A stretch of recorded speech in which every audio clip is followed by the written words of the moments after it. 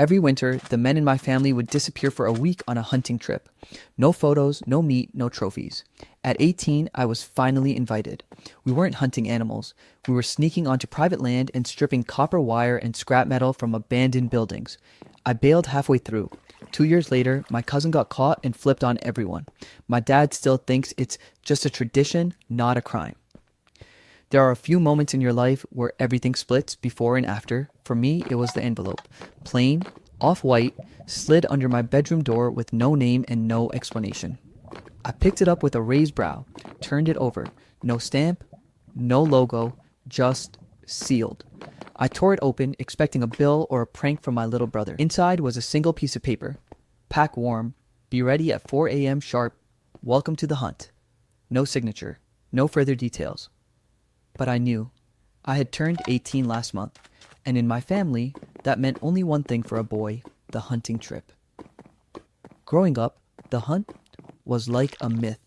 The men would vanish the first week of December every year, just as the cold started biting into Michigan's bones. They'd come back, scratched up, smelling of grease and wood smoke, but never with a deer. Not once. No antlers on the wall. No venison jerky. Not even a photo of someone holding up a gun. But still, the legend lived on. Uncle Dale used to claim they hunted ghost bucks, animals too smart and too fast for anyone to catch. Cousin Mark, who got the invite when he turned 18, came back a little different. Quieter, jumpier. When I asked what they'd hunted, he just muttered, "You'll see when it's your turn." Now it was my turn. I should have been excited. I'd waited years for this. Finally, I'd be part of something sacred, something male and primal and ours. Instead, I fell off, like I was being handed a secret I wasn't supposed to know. That morning, I stood by the curb with my bag and thermals on, my breath fogging the air. A beat-up Chevy Silverado rolled to a stop in front of our house. My dad was in the passenger seat, staring straight ahead. Uncle Dale was driving, his grizzled face lit by the glow of a cigarette. "Get in the back," Dad said without looking at me. The truck door creaked as I climbed in. In the back seat sat Cousin Mark, arms folded, eyes shadowed under his camel hat. He gave me a tight nod. I nodded back, trying to ignore the gnawing feeling in my stomach. We drove north, out of town, past the highways, into frostbitten woods and long abandoned towns where half the buildings were boarded up and the other half looked like they'd just given up. No one spoke. No music, just the occasional flick of Uncle Dale's lighter or Dad spitting out the window. After nearly 3 hours, we turned off the main road and followed a snow-covered path deeper into the trees. Eventually, we stopped near what looked like a crumbling auto shop, half eaten by rust and vines. "This is it," Dad said. I looked around. No cabins, no blinds, no guns, just broken buildings. I frowned. "Where are the rifles?" Mark let out a low chuckle, like he'd been waiting for that question. "Don't need 'em." Uncle Dale cut the engine. "Time for the real hunt." We unloaded tools, crowbars, bolt cutters, wire strippers, flashlights. I watched in silence as they opened the back of the truck to reveal crates, not ammo or food, but coils of copper wire, chunks of stripped metal, car batteries. I blinked. "What the hell is this?" Dad clapped me on the back. "Welcome to the family business, son." My mouth was dry. "We're not hunting animals?" Uncle Dale snorted. "Animals? Kid, we're hunting treasure." Cousin Mark gestured to the crumbling shop. "That place has copper pipes and old generators. If we're lucky, maybe some platinum in the converters." I stared at them like they were aliens. "You're stealing?" Dad scowled. "Don't call it that." "What else would I call it? It's a tradition.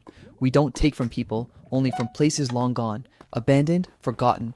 The government ain't using it. Might as well make some money." I couldn't believe what I was hearing. For years, I thought my dad was this hard-working factory guy who went hunting to blow off steam. Now he was just a thief with a mythology. Uncle Dale handed me a crowbar. I didn't take it. Dad's eyes narrowed. "You're in or out. No backing out now." I looked around. We were miles from the nearest town. No signal, no witnesses. I swallowed and grabbed the crowbar. The first building was an old gas station, half collapsed. The windows were smashed, the sign barely hanging from one rusted bolt. They moved fast, like this wasn't their first time.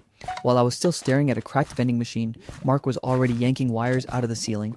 Dad had his flashlight trained on a fuse box, cutting through wires like a surgeon. "Look for heavy wiring," Dale told me. "The thick copper is worth more." I moved through the building, hands shaking, trying to pretend this wasn't illegal, that this was just some weird redneck rite of passage. I found an old back room with heating ducts and pipes. I yanked on one, felt it wiggle loose, then pulled harder until it cracked free. It felt like winning. That sick, hollow kind of win that comes from doing something wrong and getting away with it. For 4 days, we moved from building to building. Sometimes it was an abandoned warehouse, other times an old school or motel. Mark showed me how to tell which wires were live, how to crack open panels without damaging the copper. They made jokes, laughed, told stories around the fire each night like it really was a hunting trip. But I couldn't shake the feeling that we were being watched. Every creak of wood, every gust of wind. I kept imagining sirens, police dogs, men in vests jumping out from the trees.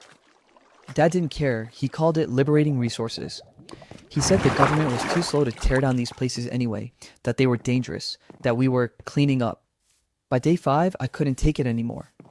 We were working on an old factory on the edge of a ghost town, huge place, probably used to make furniture or something. Mark and I were in the back, stripping some massive generator when I finally cracked. "This isn't right," I said. He looked at me. "It's just junk." "No, it's someone's property." Mark sighed. "Look, I get it. You think we're bad people, but we're not selling drugs. We're not hurting anyone. We take what nobody wants and we don't get caught. That's the part that matters, huh? Not getting caught." "Isn't that the whole game?" I shook my head. "I'm done." He raised an eyebrow. "You sure?" "Yeah." "You gonna tell anyone?" I paused. "No." Mark nodded. "Then go. We'll tell them you got sick." I walked 8 miles that night to the nearest road. A gas station attendant let me use the phone. I told my mom I'd gotten food poisoning and couldn't keep up. She didn't ask questions, and Dad never brought it up again. 2 years passed. I kept quiet, moved out, got a job, tried to forget, until I saw Mark's face on the news. Local man arrested in copper theft ring bust, facing up to 10 years, cooperating with authorities. Dad lost his mind, called it betrayal, said Mark was weak. I just stood there, in the kitchen, holding the newspaper, staring at Dad like he was a stranger. He still called it a tradition, still said they were hunters, but I knew better now. They weren't hunting ghosts. They were just ghosts themselves, feeding off the bones of dead towns and calling it family. I thought I had escaped it, that by walking away I'd cleanse myself of the rust and wire, the smoke and lies, the men in my family who worshipped scrap like it was holy. But when Mark's mugshot hit every local news station, the past didn't just come knocking, it broke down the door. I was pouring coffee in my tiny apartment kitchen when my phone buzzed nonstop. Old high school friends, coworkers, even a girl I hadn't spoken to since sophomore year sent me a link. "Is this your cousin? WTF?" The article was short and brutal. Cousin of local electrical union chief arrested in a multi-state copper theft ring.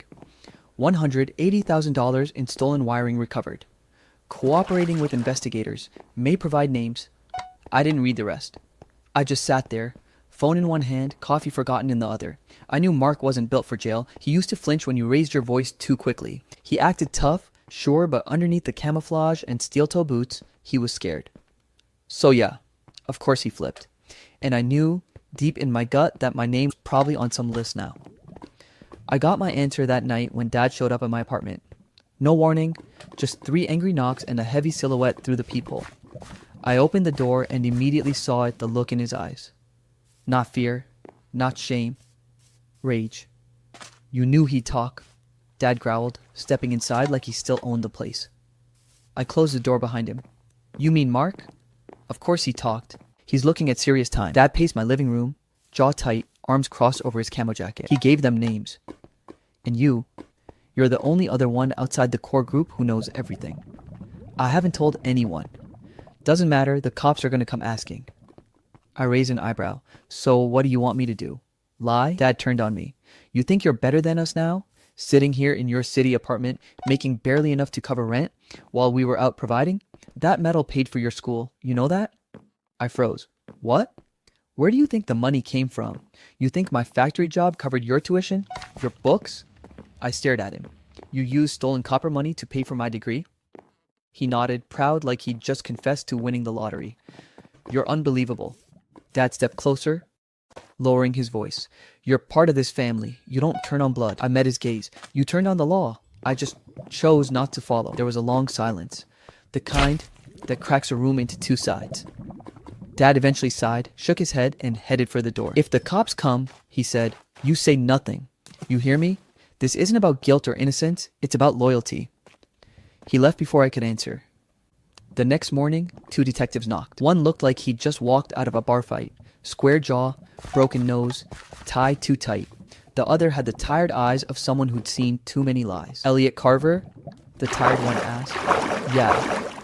We'd like to talk to you about your cousin, Mark Halley. I stepped aside. Come in. They didn't waste time. They pulled out photo spools of copper, stripped out warehouses, old satellite maps of abandoned buildings up north, places I recognized immediately. Mark claims you were part of this for at least one trip, the younger detective said. He also says you stopped halfway through, got sick. That true? I nodded. It is. Why'd you leave? Because I realized what we were doing. The tired detective leaned forward. Why didn't you report it? Because he's my father. They scribbled notes, not judgmental, not aggressive, just so methodical. Look, I said. I didn't take anything. I didn't sell anything. I walked away. That's good, the younger one said. It might help you. Help me with what? He glanced up. Your name's on a ledger, one of many. That could make you an accessory. I felt the floor shift under me. But if you cooperate, the tired one added, we can probably shield you. Immunity's not guaranteed yet. Depends what you can give us. I sat back. They wanted names. They wanted details.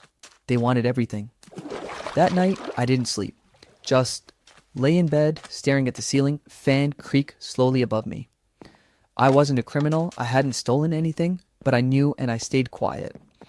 That was enough to pull me into this. And worse now, the choice wasn't just legal. It was moral. Either I stayed silent and protected Dad, Dale, the others, or I spoke up, helped clean up the mess they'd made, and burned every bridge in my bloodline. I remembered the look in Mark's eyes that day I bailed.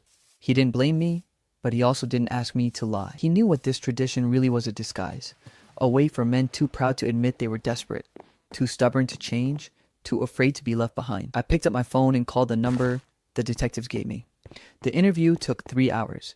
I told them everything I knew, what buildings we hit, how we avoided cameras, who drove, what tools we used, what gear they wore, the names, the schedules, the maps, even the fake hunting tags Dale kept in the glove box just in case a ranger stopped us. When I was done, the room was silent. Then the tired detective nodded and slid me a paper. Sign this. Witness cooperation agreement. You'll testify if needed, and we'll keep you out of court. My hands trembled, but I signed. The fallout was a slow-motion car crash. The next week, 5 more men were arrested. Some I recognized Uncle Dale, 2 of his friends who used to drink in our garage. One was my old football coach. Another was the guy who used to fix our furnace. The news ran it like wildfire. Generational theft ring disguised as annual hunting tradition finally exposed. Over $2 million in stolen infrastructure uncovered across 4 states. Son of ringleader agrees to cooperate. That last headline stung. Because son meant dad, and cooperate meant me. He didn't call. Not once. But Mom did. She cried, screamed, begged me to recant. You don't understand what you've done, she sobbed. I do, I said softly, and it's why I had to do it. Click. Silence. I was disowned publicly, quietly. No texts, no Facebook tags, no birthday cards. Just absence. A slow, bitter fade out of everyone who once called me family. But something strange happened in that silence. I started breathing easier. I didn't have to lie anymore. Didn't have to pretend the rust was holy. Didn't have to explain away decades of crime dressed up as tradition. And then the letters started coming.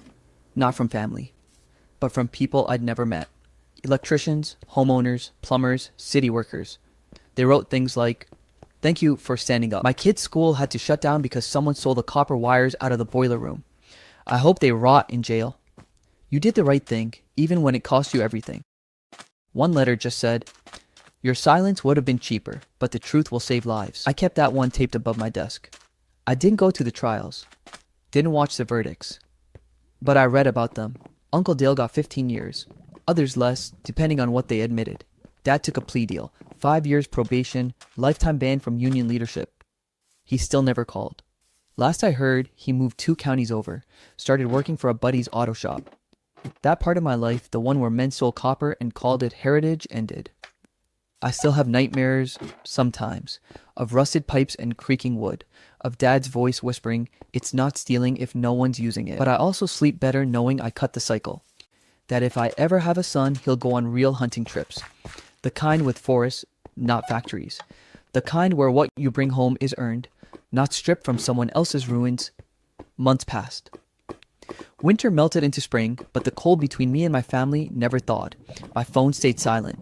No surprise birthday texts, no check-ins from mom, even the Christmas card from Aunt Lynn, the one with the ugly reindeer that she never forgot, didn't show up. It was like I died. To them, I had. And yet, life didn't stop. I still had bills to pay, still had a job to show up for, still had to walk into grocery stores where people whispered when they recognized my face from the news. Some days, I'd catch someone staring a little too long at the self-checkout line, like I might reach over and rip the copper out of the soda machine. One guy even muttered, "Snitch," under his breath while walking past me at the gas station. I didn't even look up, just finished pumping my gas and drove away. I told myself it didn't matter. But it did. My boss at the HVAC company was the first to say something real. He cornered me in the break room one afternoon while I was refilling my coffee. Big guy, wore too much cologne, but his eyes weren't fake. "I read about your family," he said without preamble. I froze. "Yeah?" He nodded slowly. "My uncle used to steal wiring from construction sites. Got busted in '09. My dad turned him in." That caught me off guard. "Really?" "Yeah, split the family. Some never spoke to us again." "What happened to your dad?" He shrugged. "Started over. Took a long time. But it was better than pretending it was okay." We stood in silence for a second, just the buzz of the vending machine filling the air. Then he added, "You need anything? Hours, rides, time off, just say it. I've got your back." I thanked him.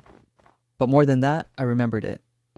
Because that was the first time since I told the truth that someone didn't make me feel like trash for it. Still, not everyone was as kind. One night after work, I came home to find my apartment door slightly ajar. Nothing was stolen, but everything was moved. Chairs shifted, closet open, my laptop unplugged and set on the floor like someone was trying to make it look like they didn't touch anything.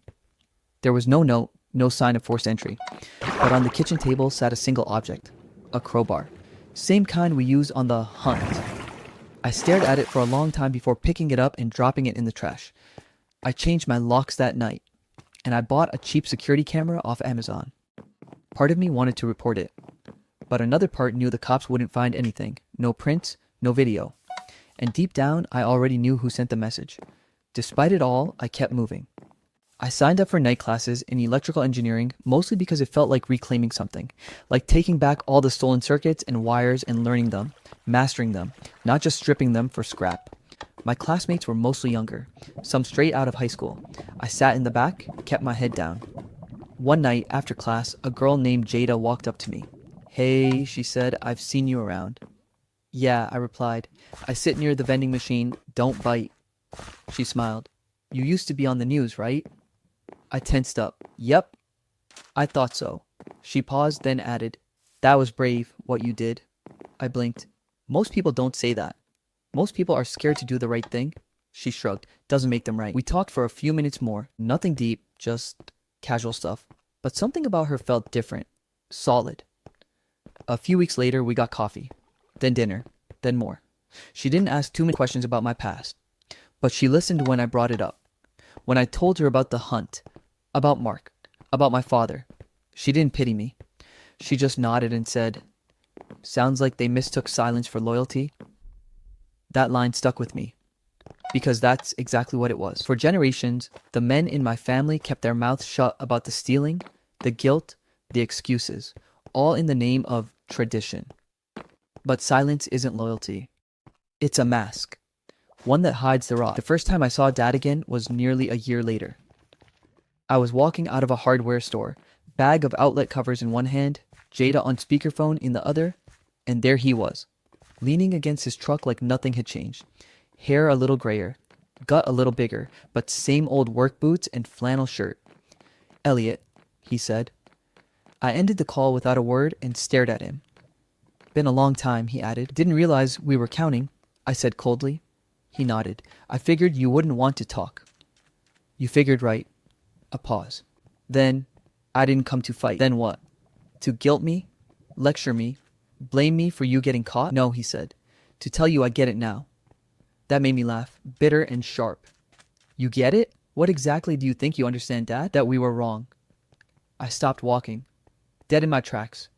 He didn't say more, just let it hang in the air. I lost everything, he continued. My reputation, my friends, the guys I used to work with won't even shake my hand.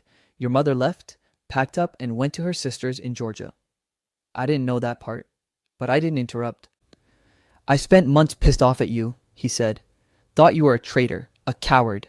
But then I realized you were the only one man enough to admit what we were doing. He looked me in the eye, and I'm sorry. I didn't answer. I wanted to. But the words stuck. All I could think about was the way he used to grin while ripping wire out of a wall. The pride in his voice when he said, "We're providers, son." I didn't know if I could forgive him. But I also didn't walk away. Not yet. We stood in the parking lot for a while.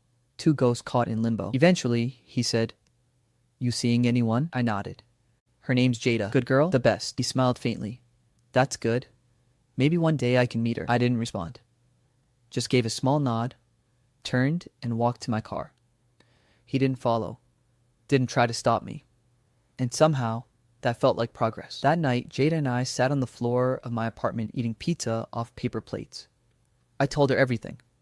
Not just about seeing Dad, but about how angry I still was, how much I hated that I missed him, that I still wanted approval from a man who had built his life on lies. Jada leaned her head on my shoulder and said, "You don't have to forgive him now or ever, but you're allowed to want things to be different." I nodded, and for the first time in a long while, I let myself imagine a version of my future that didn't include hiding from my last name. A few months later, I got an email from the detective. The case was closed, everyone had been sentenced, fines issued, jail time decided, community service hours calculated. It was over, legally at least. Emotionally, the dust still hadn't fully settled, but the storm had passed, and now it was time to rebuild, not what had been, but something new. I started volunteering with a nonprofit that helped rebuild vandalized schools and playgrounds, places hit by people like my family. I learned to install wiring properly, to fix instead of rip out. I even started teaching other volunteers how to handle tools safely. Jada helped me put together a small workshop, just a rented garage space at first. We called it Circuit Breakers, a dumb pun that made us both laugh. The sign was hand-painted, but it felt more real than anything I'd ever taken apart. Every now and then, I still get messages. From people in town. From strangers who read my story online. Some call me brave. Others call me a snitch. But I don't care anymore. Because I know what I am. I'm not the man who rips copper from walls and calls it a legacy. I'm the man who stood up, walked away, and chose to build instead. 5 years had passed. 5 winters without the hunt. Without that cursed truck pulling into my parents' driveway at 4 a.m., without crowbars and duffel bags or generators humming in the backwoods of abandoned towns. But the silence didn't mean peace. It just meant distance. I was sitting in my workshop, circuit breakers, cleaning an old soldering iron when the call came. I didn't recognize the number, but something in my gut told me to answer. A voice I hadn't heard in years, hoarse, familiar, tired. "Elliot, it's your father." I didn't respond right away. Just let the static fill the silence between us. "I wouldn't call unless I had to," he said. "Dale passed, heart attack, happened yesterday." Uncle Dale, the man who lit his cigarettes with one hand and cut copper with the other. The man who told me on my first and last hunting trip that we were liberating treasure. The man who spent 2 years in prison and the last 3 bitter, broken, and jobless. "Funerals on Sunday," Dad said. "I don't expect anything. Just thought what you should know." He hung up before I could respond. Jada found me in the shop a few minutes later, staring at the soldering gun like it had insulted me. "You okay?" she asked. "Dale died." She sat beside me on the workbench. "You gonna go?" "I don't know." "Well, do you want to?" I thought about it. Not just the funeral, but the house, the town, the people I left behind, the people who left me behind. What would they say if I showed up now? What would I say? "I'm not going for him," I finally said. "But maybe for me." Sunday morning, I pulled into the church parking lot wearing the only black suit I owned. The sky was gray, snowflakes drifting lazily, as if even winter couldn't muster the energy for anything serious today. The small town chapel looked the same. Brick walls, crooked steps, that chipped white cross I used to stare at as a kid when Mom dragged me to East service. I hadn't been here since I was 17. Since before everything. I took a deep breath and stepped inside. Heads turned. Slow, like dominoes falling. I could feel the shift in the room, not dramatic, not loud, just a subtle recoil, like I was a ghost walking among the living. People I hadn't seen in years sat in the pews, old neighbors, family friends, distant cousins. Some looked shocked, others looked annoyed. A few just stared, unsure if I was real. Then I saw my father. Front row, suit too tight, eyes sunken, hair fully gray now. He didn't move, didn't nod, didn't even blink. I sat in the back. Not for him, not for Dale, for me.